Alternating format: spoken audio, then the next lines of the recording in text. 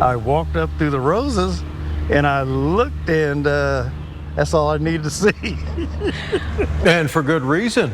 A gator in Decatur.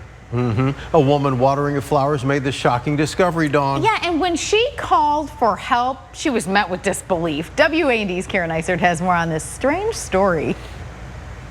We're not in Florida, but this really seems like a Florida story. Instead, we're in the front yard of a Decatur home off of East Cantrell Street, and one woman found something very bizarre hiding in this flower bed. She said, well, I see the biggest snake I've ever seen. And then she said, well, it looks like an alligator. Wait, what? Craig Stevens Sr. had the same reaction we're all having. His mother-in-law called Wednesday night to tell him about an unusual creature in her flower bed. So we just thought it was a snake, a good-sized snake just roaming around.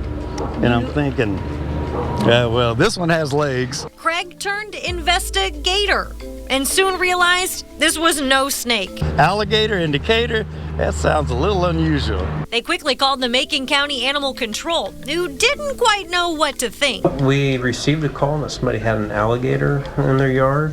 Of course, our initial reaction is disbelief and assuming that it's probably a stuffed alligator that looks real. But sure enough, they arrived and found a 3.5-foot reptile next to the ceramic swans. I was not expecting that they would have came up with an alligator, but then we saw indeed it was. Are you kidding me? It took a little bit.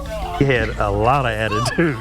So everybody over here was kind of saying, okay, let's get out of here. But eventually, Animal Control got him caged up. We have an animal control warden who has been here for 40 years, and she's seen one before, but I believe she's the only person here who has.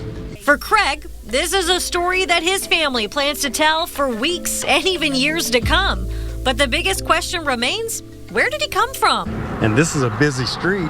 We can't figure how it got right here without being seen. In Decatur, Karen Eisert, WAND News.